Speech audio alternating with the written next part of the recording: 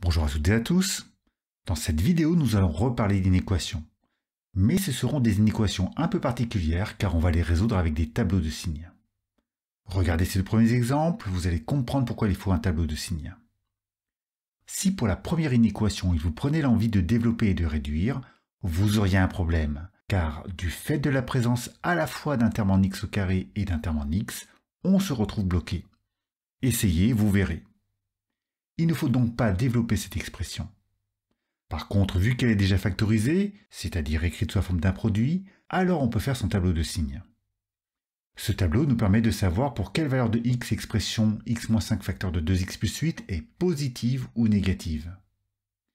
Et ici, ce qu'on cherche, c'est pour quelle valeur de x cette expression est négative. On regarde dans le tableau de signes et on n'aura plus qu'à répondre. Pour la seconde inéquation, c'est le même principe. On commence par le tableau de signes de l'expression, puis on résout l'inéquation.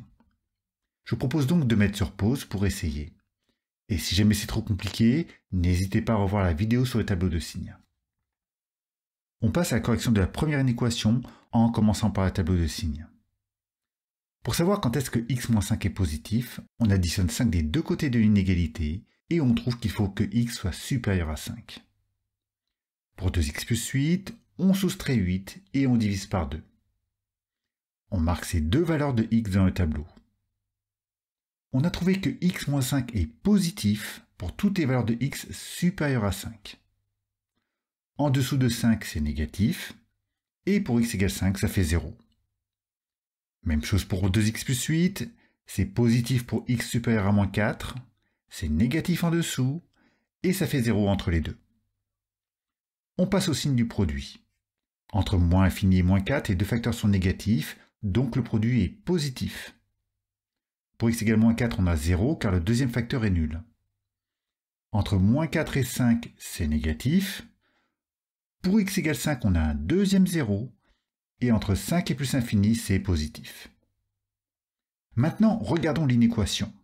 On cherche à savoir quand est-ce que l'expression donne des résultats négatifs. Il faut donc regarder dans le tableau où se situent les signes moins.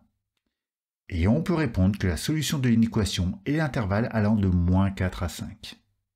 Les crochets sont fermés car on avait inférieur ou égal à 0, ce qu'on appelle aussi une inégalité large. Et si on avait eu une inégalité stricte, on aurait eu dans ce cas des crochets ouverts pour bien montrer qu'on exclut les valeurs de x pour lesquelles le produit fait 0. Voilà pour cette première inéquation. On va retrouver exactement le même principe pour la deuxième avec une petite différence que vous verrez à la fin. On commence par étudier le signe de 2x-3 et de 7-x. Pour 2x-3, on additionne 3 des deux côtés de l'inégalité et on divise par 2. Pour 7-x, on soustrait 7, puis on prend les opposés. Alors attention à bien penser à retourner l'inégalité car cela correspond au fait de diviser des deux côtés par moins 1. On marque les deux valeurs dans le tableau en faisant attention de bien les mettre dans le bon ordre. 3,5 ça fait 1,5 et 1,5 ça vient avant 7. Pour x supérieur à 3,5, on a 2x-3 qui est positif. Donc en dessous c'est négatif, et entre les deux ça fait 0. De même, on a vu que 7-x est positif en dessous de 7, donc c'est négatif au-dessus, et ça fait 0 entre les deux. Entre moins infini et 3,5, le quotient est donc négatif. C'est positif entre 3,5 et 7, et c'est de nouveau négatif entre 7 et plus l'infini. Pour x égale 3,5, on a 0 divisé par un autre nombre. Donc ça fait 0. Et pour x égale 7, attention. Vu qu'on ne peut pas diviser par 0, on a une valeur interdite. Et pour la faire apparaître dans le tableau, on met une barre verticale à ce niveau. En début de correction, je vous parlais d'une différence entre les deux inéquations, c'est celle-là. Alors maintenant, quelle est la solution de l'inéquation? Ici, on cherche à savoir quand est-ce que l'expression donne des résultats négatifs. Dans le tableau, on voit que l'expression est négative ici, pour des valeurs de x allant de moins infini à 3,5. On peut répondre que la solution comporte l'intervalle allant de moins infini à 3,5. Mais si on regarde bien, on voit qu'il y a un signe moins ici aussi, pour des valeurs de x allant de 7 à plus l'infini. La solution comporte donc également cet intervalle. Et n'oubliez pas de mettre le symbole de réunion entre les deux intervalles pour montrer que les valeurs de x qui constituent la solution peuvent être dans le premier ou dans le deuxième intervalle. Voilà pour ces deux premiers exemples.